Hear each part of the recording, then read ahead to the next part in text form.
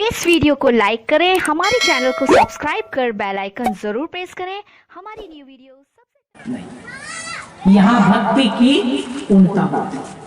यहाँ क्या होती है? का परम लाभ कैसे मिल सकता है? अभी आप सुन रहे थे पाठ में मुक्ति के विषय में।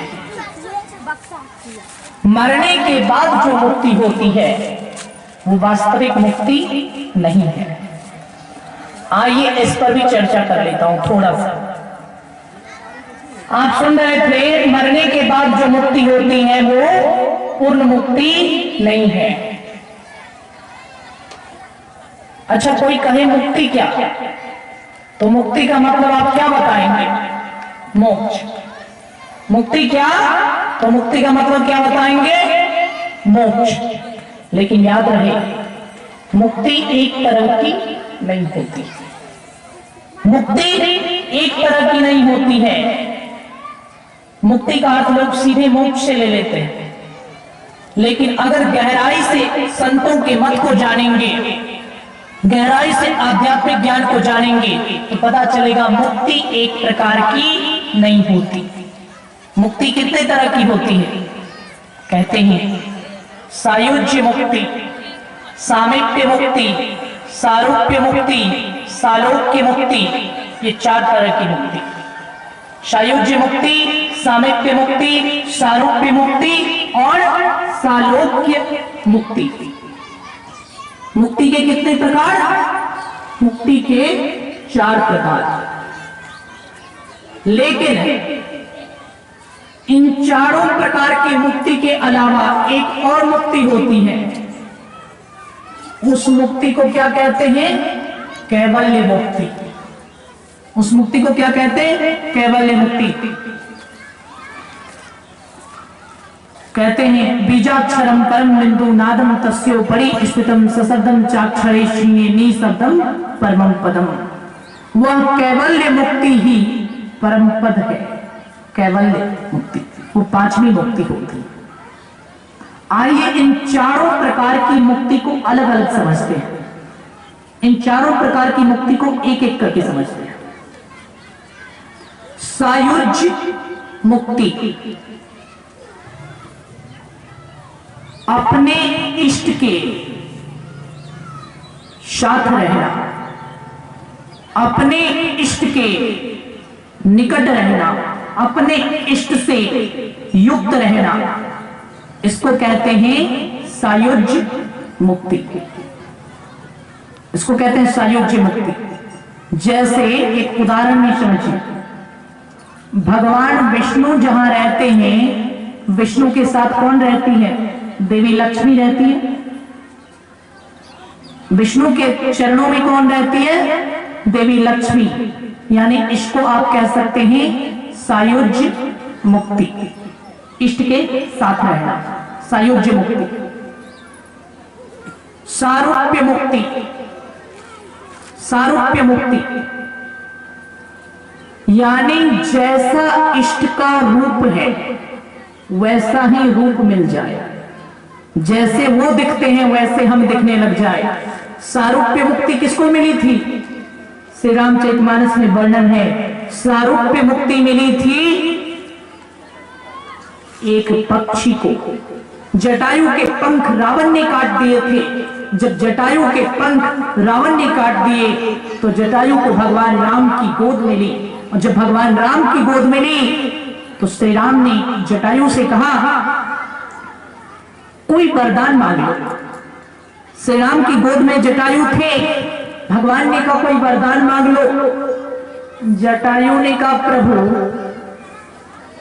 जो आपकी गोद में आ जाए, जो आपके शरण में आ जाए, जिसको आप अपनी गोद में उठा लो, उसको जो मांगना बच जाता है, उसको जो पाना बच जाता है, वही आप मुझे दे दीजिए।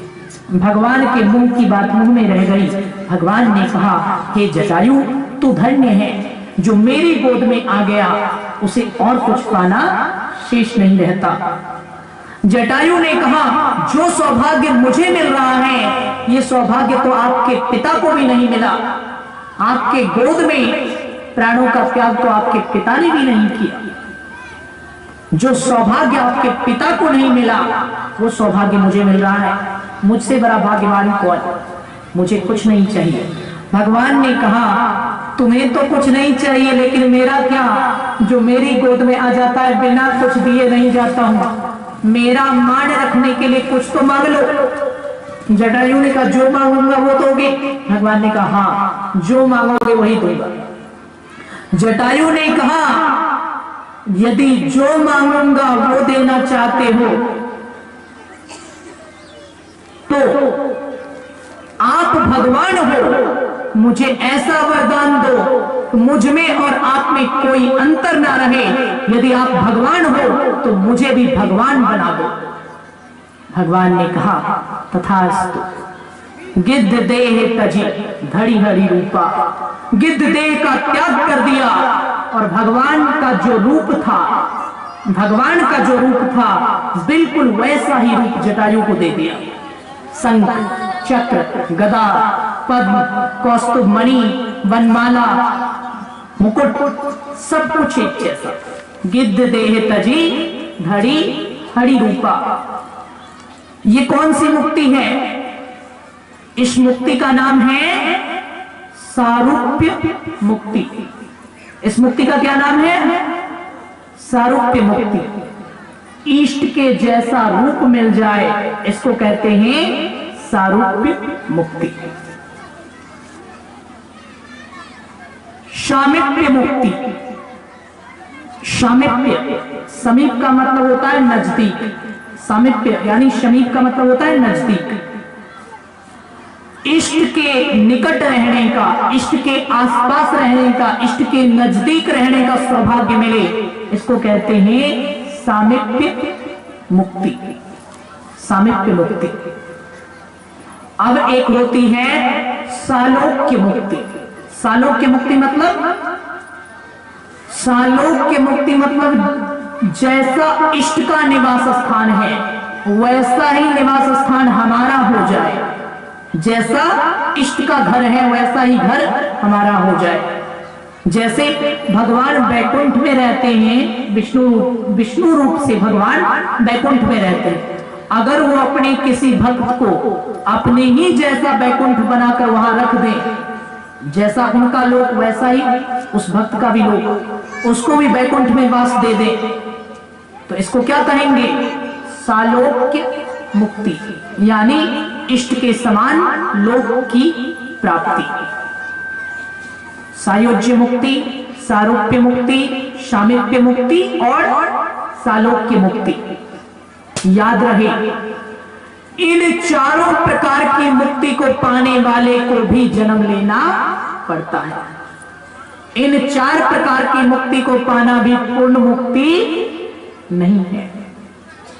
जो इन चार प्रकार की मुक्ति को प्राप्त कर चुका, बार बार नहीं, लेकिन जब भी भगवान का अवतार होगा उनको भी आना पड़ेगा, उनको भी पूर्ण रूप से छुटकारा नहीं मिलता।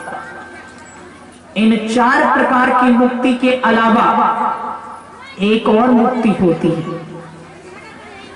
एक और जो मुक्ति होती है उस मुक्ति को कहा जाता है कैवल्य मुक्ति। ये कैवल्य मुक्ति कैसे मिलती है? कैवल्य मुक्ति भगवान नहीं दे सकते। सारूप्य मुक्ति भगवान दे सकते हैं, सायुज्य मुक्ति भगवान दे सकते हैं, शालोक्य मुक्ति भगवान दे सकते हैं, सारूप्य मुक्ति भगवान दे सकते हैं, सामीप्य मुक्ति दे सकते हैं, शालोक्य मुक्ति दे सकते हैं, लेकिन कैवल्य मुक्ति भगवान नहीं दे सकते। कैवल्य मुक्ति किसी को वरदान में नहीं मिलता है। कैवल्य मुक्ति परमात्मा नहीं दे सकते। कैवल्य मुक्ति तो महात्मा के बताए गए रास्ते पर चलने से मिलता है। चार तरह की जो मुक्ति है, सायुज्य मुक्ति, शालोक्य मुक्ति, सारूप्य मुक्ति और शामीप्य मुक्ति, ये चारों मुक्ति भगवान दे सकते हैं। लेकिन जो सबसे महंगी मुक्ति है, जो अंतिम मुक्ति है, जिसे कैवल्य मुक्ति कहा गया, ये मुक्ति भगवान नहीं दे सकते। ये मुक्ति देने की क्षमता केवल संत सद्गुरु में होती है। ये मुक्ति देने की क्षमता केवल अवतारी संत महापुरुषों में होती है। और ये मुक्ति वरदान में नहीं दिया जाता, बल्कि ये मुक्ति संतों के द्वारा बताए गए साधना के मार्ग पर आपको स्वयं को चलाते चलाते मिलती है। चलने का रास्ता आपको बता दिया जाएगा, लेकिन चलाते चलाते मिलेगी। इस प्रकार मुक्ति का अर्थ सीधा मोक्ष समझना उचित नहीं। मुक्ति 5 प्रकार की। मरने के बाद जो मुक्ति होती है वो तो इन 5 प्रकार में से एक प्रकार में भी नहीं आती। क्यों? क्योंकि मरने के बाद तो केवल एक शरीर छूटता है, एक शरीर। लेकिन शरीर एक ही नहीं है, स्थूल, सूक्ष्म, कारण, महाकारण और कैवल्य। जैसे मुक्ति 5 प्रकार की, उसी तरह शरीर भी है। स्थूल, सूक्ष्म, कारण, महाकारण और कैवल्य शरीर भी 5 प्रकार का। मरने के बाद केवल एक शरीर छूटता है, स्थूल शरीर। मरने के बाद केवल एक शरीर छूटता है, जिसे स्थूल शरीर कहते हैं। लेकिन फिर भी जड़ के 3 और चैतन्य का एक शरीर, यानी 4 शरीर फिर भी बचा हुआ रह जाता है। तो मरने के बाद आपको किसी को स्वर्ग मिलता है, सामान्य लोगों को किसी को कुछ समय के लिए स्वर्ग मिलता है, किसी को कुछ समय के लिए नरक मिलता है। किसी को स्वर्ग ज्यादा मिलता है, किसी को नरक ज्यादा मिलता है। स्वर्ग मिल जाना या नरक मिल जाना, इन 5 प्रकार की मुक्ति में से एक भी मुक्ति की कैटेगरी में नहीं है। इन 5 प्रकार की मुक्ति में से एक भी मुक्ति की श्रेणी में नहीं है। यानी सज्जनों, मरने के बाद तो मुक्ति होती ही नहीं, वो तो केवल एक शरीर जाता है। 5 प्रकार की मुक्ति में से यदि किसी को एक प्रकार की भी मुक्ति मिल जाए तो उसे मुक्ति कह सकते हैं, लेकिन उसे पूर्ण मुक्ति नहीं कहते। पूर्ण मुक्ति तब कहेंगे जब 5 प्रकार की मुक्ति में से जो सबसे महंगा मुक्ति है, जो सबसे कीमती मुक्ति है, जो सबसे बहुमूल्य मुक्ति है, जो अंतिम मुक्ति है, जिस मुक्ति को कैवल्य मुक्ति कहते हैं, जो मुक्ति भगवंत नहीं, जो मुक्ति केवल संत दे सकते हैं, वो मुक्ति मिल जाए, तब समझिए कि अब आवागमन के चक्कर से छुटकारा मिल गया। जब तक वो भी नहीं मिला तो समझिए तब तक तो बार बार आना पड़ेगा, बार बार भटकना पड़ेगा, बार बार घूमना पड़ेगा, बार बार फिरना पड़ेगा। इसलिए वास्तविक मुक्ति को समझना चाहिए। तो भी आप सुन रहे थे, मरने के बाद जो मुक्ति होती है वो वास्तव में मुक्ति नहीं है। मैं तो कहता हूं कि मरने के बाद मुक्ति होती ही नहीं है।